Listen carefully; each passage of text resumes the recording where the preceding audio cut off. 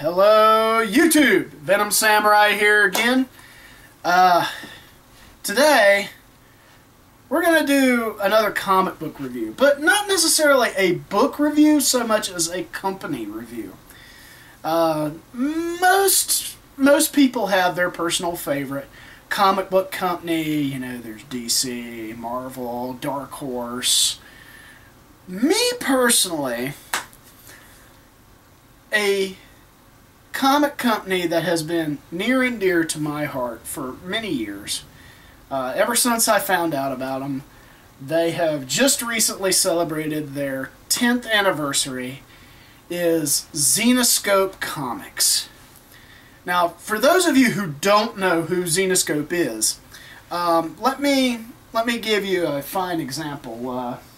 Matter of fact, right here on my wall.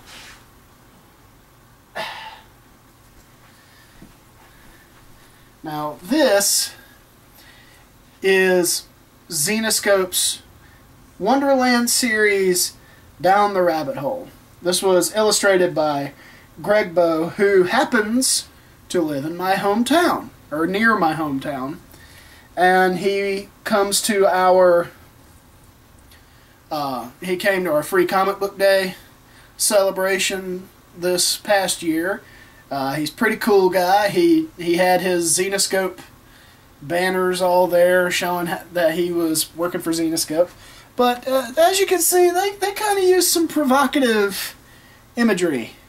And it's Alice. Alice from Alice in Wonderland. I mean, damn. But that... I'll hang that back up in a minute. It's too much trouble to try to do it and shoot a video at the same time. But why do I love Zenescope? Well, it's not just that it uses hot chicks and lots of swordplay and probably some of the more risque outfits that you've ever seen. That, you know, we've seen some risque outfits in the comic community. Let's be fair. From Wonder Woman's bikini slash unitard slash red, white, and blue spangly panties to, you know, Rogue's skin-tight outfit where the only other piece of clothing she has over it is a jacket. You know, we've seen some risque stuff. These guys do risque, but do it classy. They do a classy risque. Kind of giving you a rundown of Zenescope for those of you who've never heard of them. Zenescope used to, they don't much now. I mean, they do to a point, but they don't much now. They used to take the classic fairy tales, the Grimm's fairy tales. As a matter of fact, that was their flagship title, was Grimm Fairy Tales. And they would do kind of a horror slash action slash superhero vibe with them. The first main ones, were done in the horror style. My personal favorite out of all of the first few Grimm Fairy Tale stories is actually Snow White.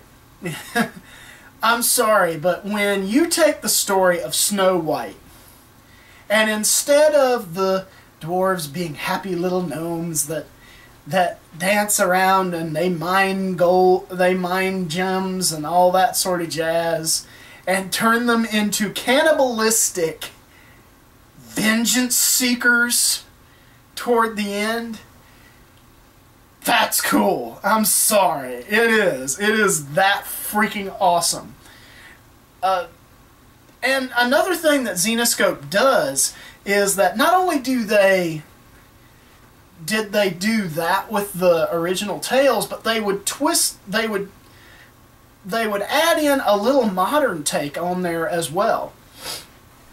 For example, in the story of Snow White, which takes place several issues in, so I'm not spoiling the first issue for anybody. I don't want to do that for you. I want you to discover Zenescope on your own. But in Snow White, they open on a mother who is taking care of a sick daughter, which normally you would say, oh well, you know, that's awful sweet. That's a mother taking care of her sick daughter. But then you find out why the daughter's sick. The daughter is sick because the mother keeps feeding her rat poison and feeding her Clorox and all this sort of shit mixed into her soup. It's a rare, it's not rare, I want to say. It's a known mental disorder called Munchausen by proxy. If you know anything, I'm not going to go into the psychologicals of all this, but you know, if you know anything about Munchausen by proxy, you know it's pretty serious. I mean, it's pretty freaky. So, our big main character, there's not usually a main character, but there is a main character. This main character develops into the main character later on. But our main character, Seela, who is the storyteller, she is the one who carries the magical book of fairy tales so that these people can learn their lesson. And that's kind of the whole point. This goes back to the original premise of what the Grimm's fairy tales were about. For those of you who've never taken a lit class and know anything about Grimm fairy tales, Grimm's fairy tales were initially about teaching lessons. They were not about... I know you notice I move my hands around a lot. It's just the way I talk, sorry. But the Grimm fairy tales taught lessons. And usually they were lessons like, you know, Hansel and Gretel was never wander away from home, and don't trust strangers. Snow White was... pretty face can hide an ugly disposition, things of that nature. But these stories that Zenescope does all revolve around these people either learning their lesson or getting their comeuppance. And I mean, it's pretty cool the way that these people learn their lesson or get their comeuppance, because damn, these are some graphic kills. I'm not talking about, no, these are not like, you know, oh, well, they find them later on down the road and it's really blotchy looking blood that, you know, there's a little tiny pool over here and there's little drops all around them. No, these are full on, like, if you just turned on a horror movie to the most graphic kill you could find, that's what you're looking at. Now, Zenescope has been doing this for 10 years. And, you know, eventually you're going to run out of Grimm's fairy tales to follow. So what they have done is they went for the idea that there are all these parallel worlds, and each world is in charge of a specific aspect of the human psyche.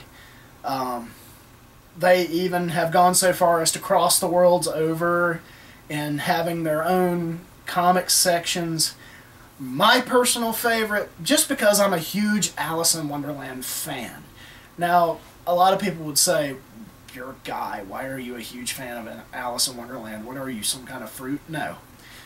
I like Alice in Wonderland because of how crazy it is. And this Alice in Wonderland is what really kind of tipped it in the net for me.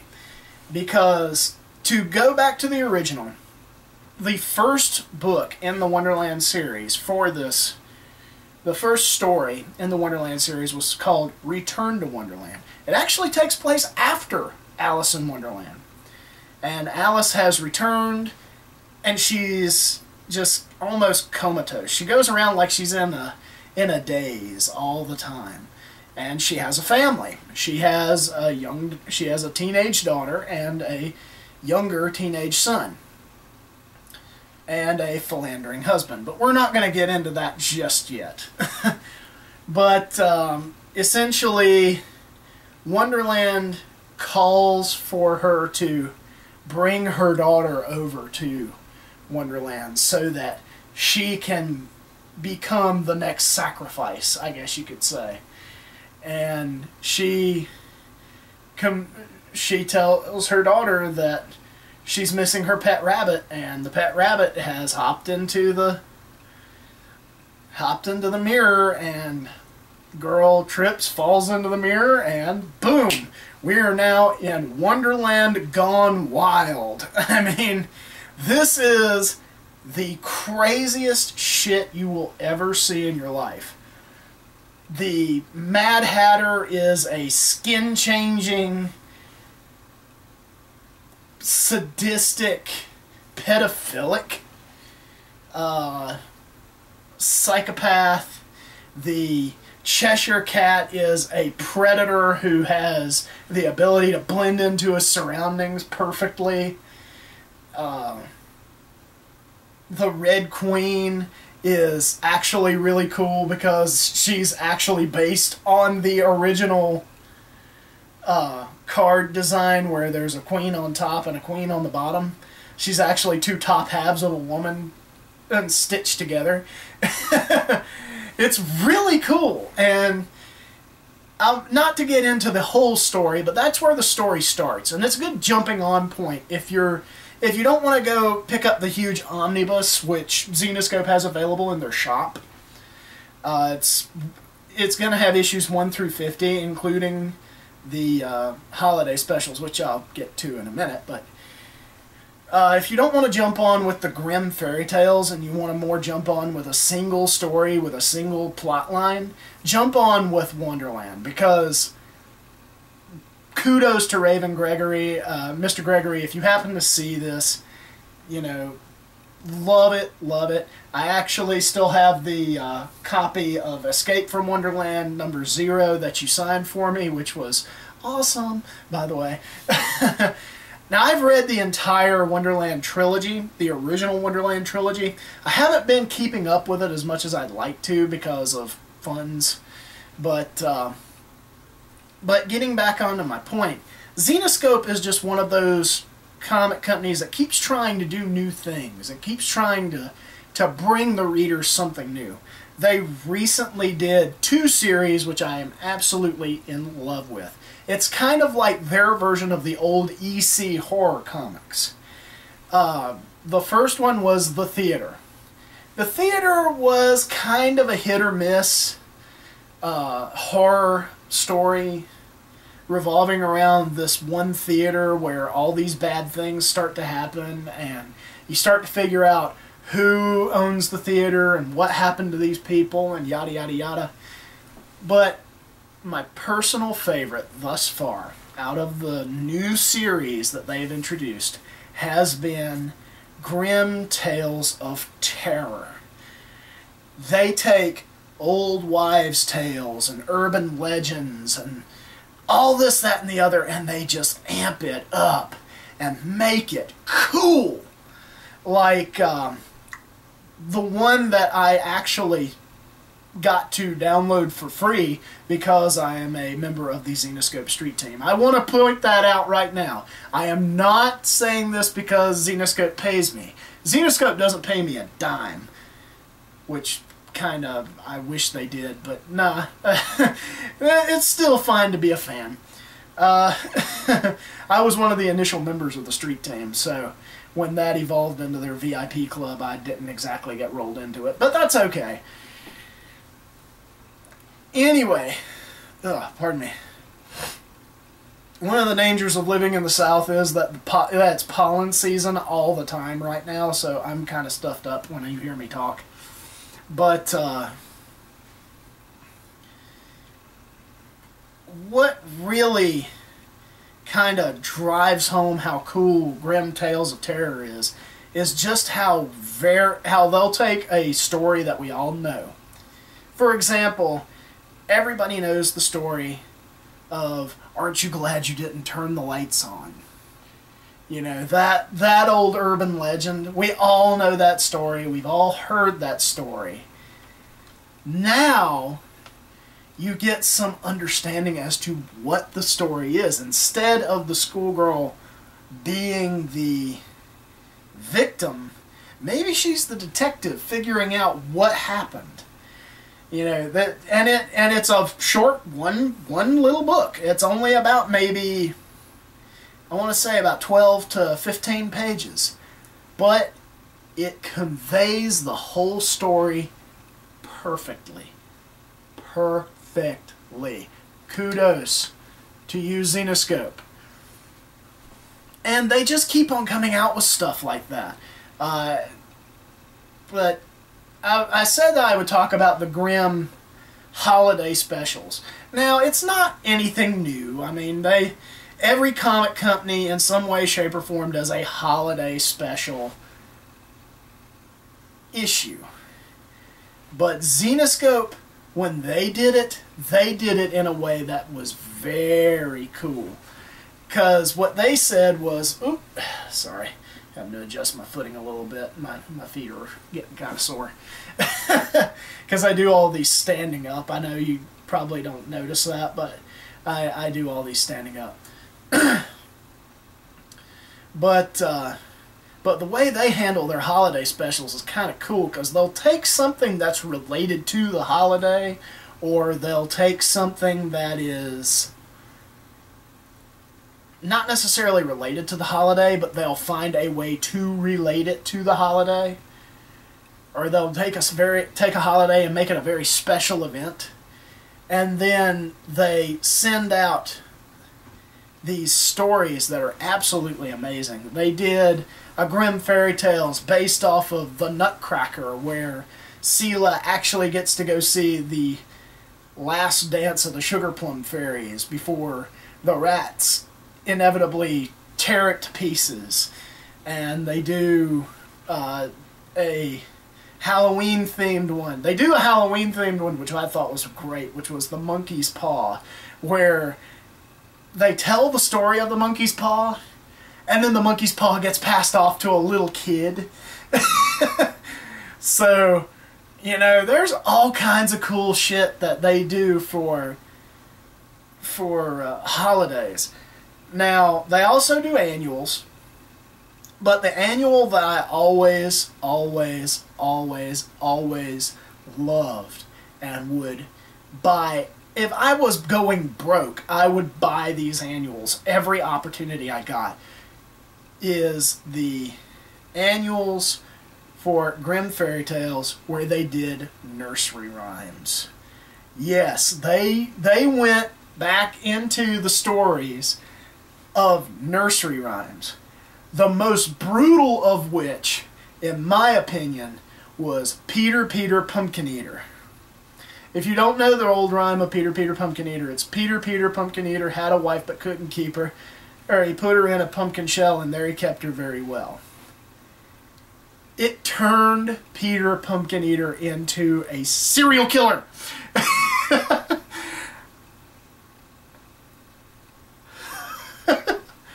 How in the hell could you do that? But they did it, and it was interesting to read. And that's why I geek out over Zenescope. I was actually part of their Kickstarter for the Grimm Fairy Tales animated series, which, by the way, if Zenescope, if you do happen to see this, because I'm hoping that you hearing your name on a video will get you to watch this. Where's the rest of our series? I saw episode 1 and I was really excited. I want to see more of this. They got the guys who animated Metalocalypse to do this show, Titmouse, and they do such great animation and it's really interesting to watch. I want to know more. I want to see it come out on DVD and video and you know, and just really rock our socks off. Sorry, I had to have a moment there. I'm back. Okay. But seriously, if you have never seen Zenescope until this review. Excuse me. Had a little pizza for supper and it's not agreeing with me. Sorry. But if you've never seen Zenescope and you have heard of them, but you've never seen their comics and you're just kind of, I don't know if I want to take a look at that or not, definitely take a look at them. They have the original Grimm Fairy Tales Omnibus Volume 1. They actually have Volume 2 out, but Volume 1, of course, is the starting point. And that's going to have issues 1 through 50. Okay, so definitely pick them up, read through them. I guarantee you when you read those, you'll want to read more. They've done several different stories. They've done the Grimm Fairy Tales. They did Robin Hood. They did a female Robin Hood. And it's freaking amazing. Definitely take a look at that. They went and they've done The Jungle Book. And they did The Little Mermaid. And, of course, Alice in Wonderland. Definitely pick these up and take a look at them, because I'm telling you, once you start reading, you'll never want to stop. And it will become, I have a theory, and this is probably just me fanboy gushing, but I think that Zenescope has the potential to give DC and Marvel a run for their money. Now, yes, Marvel is now owned by Disney, DC is owned by Warner Brothers, and they've got huge backers. That's the other thing. Zenescope is independently owned. They are not part of a huge corporate machine. They are their own entity. They don't have some suit in a room telling them what is acceptable and what is not. Otherwise, they couldn't put out the shit that they put out. Definitely loving Zenescope for that. You know, kudos. Guys, keep up the good work. And that is my advertisement slash plug slash praise for Zenescope. If nothing else in my videos gets you to do anything, my biggest hope is that this will make you want to just take a look at Zenescope. I actually have a couple of videos on my channel that showcase some of the covers that Zenescope has done over the years. And Zenescope has already given me kudos for doing these. So thank you, Zenescope, for giving me kudos on doing that. I don't take credit for the artists. I just say these are representing my love of Zenescope. I want you guys to go on there, take a look at them, and see if you can just really wrap your mind around how awesome this series is. If you like this video, definitely hit that like button down at the bottom. If you didn't like it, let me know what I did wrong. Again, no trolling. I'm not going to keep harping on this all the time. I think my next video will probably be the last one that you ever hear me harp on trolling. But, guys, be constructive with your comments. Trolling is just stupid. But, if you like it, I've got some other videos you might want to take a look at. If you like it that much, hit that subscribe button and we'll see each other again. Till then, this is the Venom Samurai signing off.